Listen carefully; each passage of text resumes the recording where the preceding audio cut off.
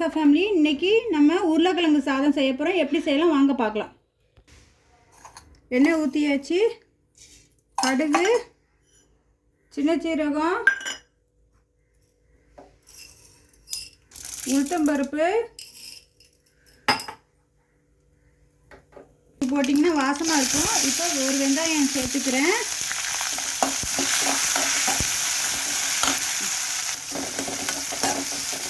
லைட்டாக பொன்னரமாக வந்தால் போதும். தக்காளி, ஒரு தக்காளி சேர்த்துக்கலாம்.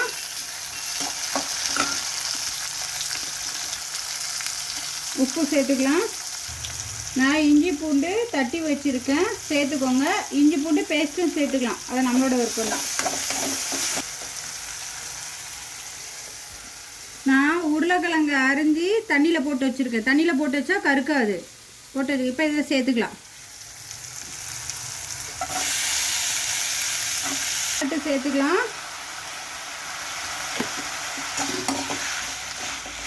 வேவட்டு தட்டு போட்டு மூடி வச்சுக்கலாம். காஷ்மீர் மிளகாத்தூள் சேர்த்துட்டேன்.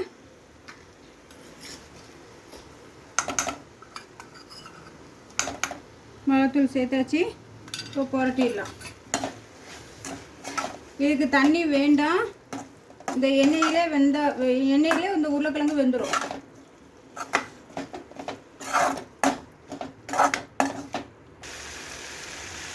பாருங்கள் எப்படி கலர் சேஞ்ச் ஆகி வருது பார்த்தீங்களா?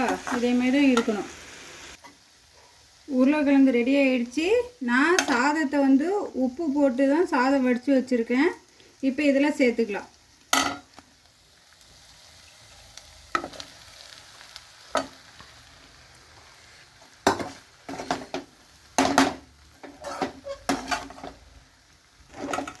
பசங்களுக்கு இதேமாதிரி செஞ்சு கொடுங்க.